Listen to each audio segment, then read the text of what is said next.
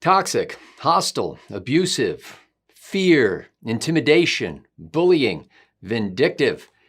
And that's just before the groping started. Hi, I'm Scott Ott with Bill Whittle and Stephen Green. This episode of Right Angle brought to you by the members at BillWhittle.com. Gentlemen, those are words that came out in a press conference to release a 165-page report, the result of 179 interviews and some 74,000 pieces of evidence, including text messages, emails, and pictures about Governor Andrew Cuomo, New York Governor Andrew Cuomo's activities in his office with members of his staff and others. 11 accusers who allege everything from physical groping under the blouse, for example, to sexual comments and questions that would be inappropriate in any workplace.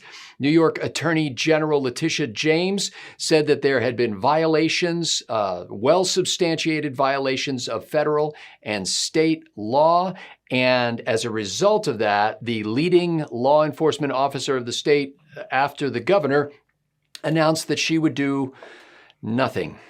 The report was her work, and her work is now finished.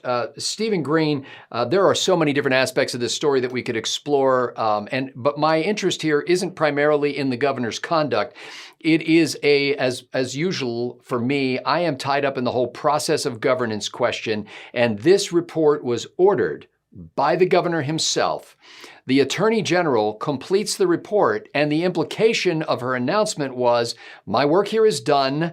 I did what the governor asked me to do. I'm obligated to go no further, and I will go no further. If the Albany Police Department wants to bring criminal charges, that's fine. If any of these 11 women want to sue in a civil lawsuit in court, they may do so, but the top law enforcement officer in the state is going to do nothing. Steve, how can you in government say that you want justice for all the people, broadly announce that the leading executive of the state is in violation of state and federal law, do nothing, and still expect the people to think that justice can be had from government? Well, there was no expectation. Clearly, my conclusion is that there was no expectation that justice would be done. Two things trouble me most out of the many things that trouble me about this. The first is this idea that the Attorney General's job stops where the governor tells her it does. This idea of, clearly there were laws broken, crimes committed, but the governor didn't tell me to prosecute the governor, so I'm done here. Yeah. This wasn't a whitewash, Scott. She produced what looks, at least at first blush, like a report that is both damning and correct. It's not a whitewash. So how do you say that the governor did these things and, he didn't authorize me to do anything about it, so I'm just going to sit back. But what bothers me the most is, what if you're one of these women who did come forward, who talked to the Attorney General with the expectation or at least the hope that they would pursue justice because, I don't know, that's her damn job. That's what she's elected to do, is to pursue justice in the name of the people of New York State. So you're one of these women who sat down and was deposed for some of your most awful memories for who knows how many hours, hoping that justice would be done. You went to Albany thinking, I'm going to work for this great man who's going to do these great things, and instead he harasses you and gropes you and abuses you. The Attorney General, the person who's supposed to pursue justice in your name, lets the matter drop after getting your testimony and swearing she believes your testimony. And then you're supposed to believe that some local authority in the city of Albany is going to have the stones and the wherewithal to do the job against Governor Cuomo that the Attorney General was too cowardly to do. No, that's not going to happen at the local level. And these women were betrayed not once but twice. First by Cuomo, second by the Attorney General.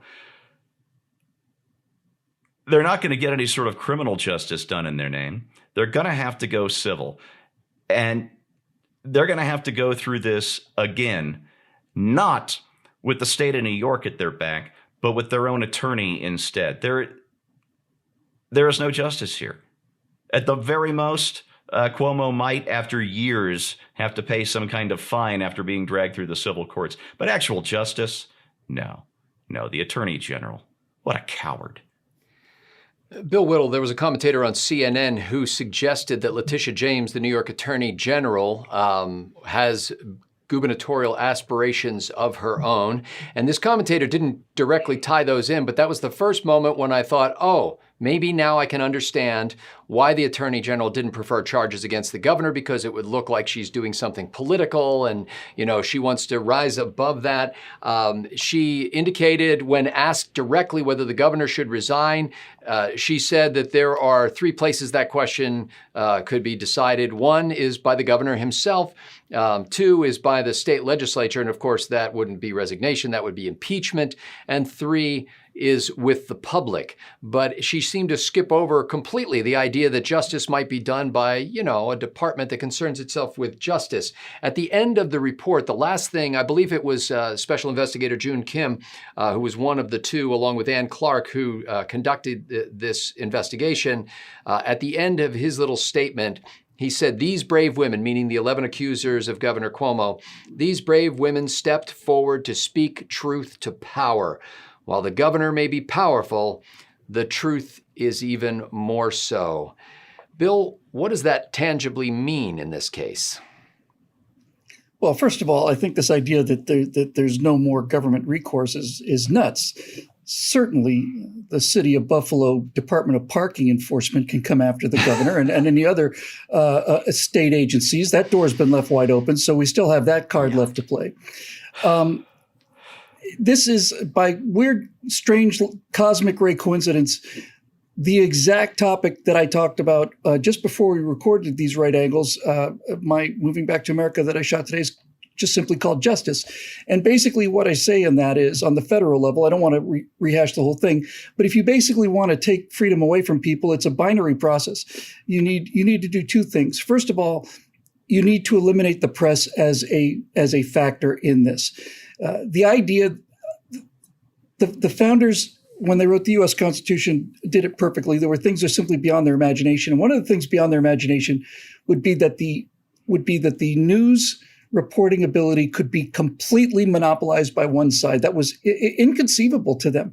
There were always this newspaper, you had a Democratic newspaper, you had a Republican newspaper, you had a Whig newspaper, all of us. The idea that the entire news media could be so monolithic that this would not be questioned by the news was something they never foresaw. And that's one part of this two-part binary epoxy. But the main point that I make on that thing, and the main point here, Scott, is the reason why you chose this story. If you want to take over the government of a free people, either on a federal or state level, you don't have to take over the entire government. You don't even really need to take over an entire branch of government. You have to get one person. If you're a corrupt politician, there's one person you have to get, and that is the Attorney General, because the president, in the federal case, appoints the Attorney General.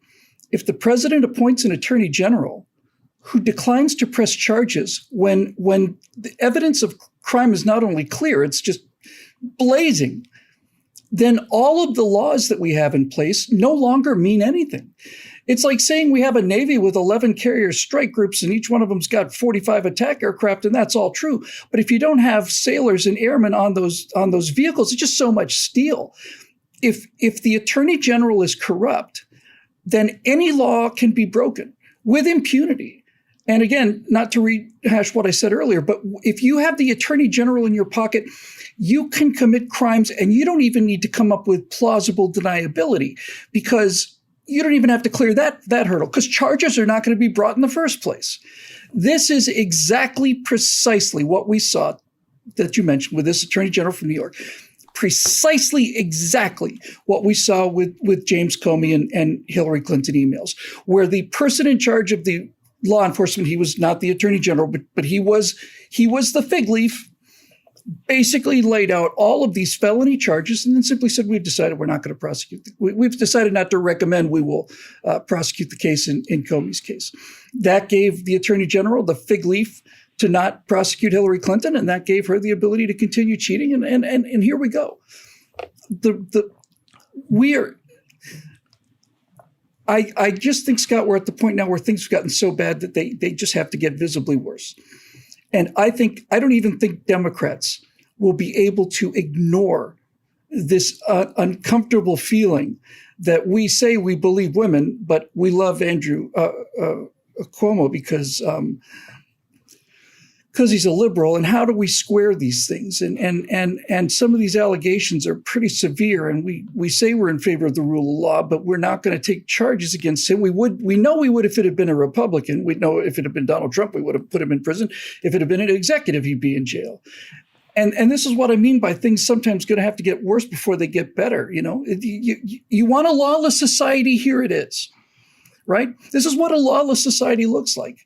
And when people no longer believe in the law as the law, then you're setting yourself up for real revolution. It's one thing to have an exception, but when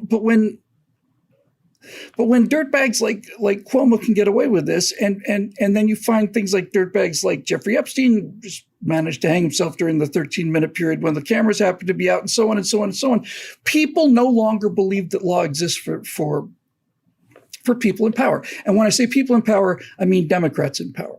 And there's a lot of Democrats who are writing this thinking, hey, we've got this tremendous advantage, but this is not a road you want to go down, and you've gone down it. And I don't think you want to live in a lawless society, but that's certainly what you're building, and you are working overtime. Now, this is a fast-breaking story. The information that this conversation is based on has happened within the last couple of hours of us recording this episode. Bill Whittle will also be hosting an episode of Right Angle this week, specifically dealing with the governor's response speech to these accusations contained in this 165-page report. So all kinds of things can happen between now and then. But on a broad basis, I am still scratching my head trying to figure out how the New York Attorney General can say that we have an obligation, we have a duty to protect these women. And then you hear the chorus in the media on CNN and MSNBC picking up the refrain when the host was trying to talk about what should happen to Andrew Cuomo. The guests were saying the important thing here is to focus on the brave, courageous women, and women must be believed. The Attorney General said, I believe these women. She said, I believe that law was broken here. My job here is done. And it occurs to me that the Attorney General's job is not to produce reports and espouse beliefs, but to actually enforce the law. And she has abdicated that responsibility, whether that's out of political motivations and some high-minded ideal where she thinks she would be viewed as politically ambitious if she preferred charges against the governor. In any case, she has an obligation to move ahead with this to the natural consequences of the report. If this envelope with this report in it showed up on her doorstep and she read this credible information from reliable witnesses with documentation to back it up, contemporaneous dialogues that supported the accusations of the accusers, even if she didn't know who wrote the report, she would follow up and investigate this and bring charges, especially if the accused were not the governor, the head of her party in her state. This is despicable. And one final thing I want to say on this. There have been many laws passed in recent years designed to protect especially women, but not just women, people who are victims of sexual harassment in the workplace and sexual abuse in the workplace. And all I'll say is this, for those of you who valiantly fought to get these laws passed, for those of you who have been victimized in the workplace by bosses groping and grabbing you and sexually harassing you and using inappropriate innuendo in professional situations, those laws that you fought for and prayed for and badgered your legislature to pass have now been in effect for some time. And if this case is not prosecuted under those laws, those statutes do not exist. For Bill Whittle and Stephen Green, I'm Scott Ott. Thanks to the members at BillWhittle.com for making Right Angle possible.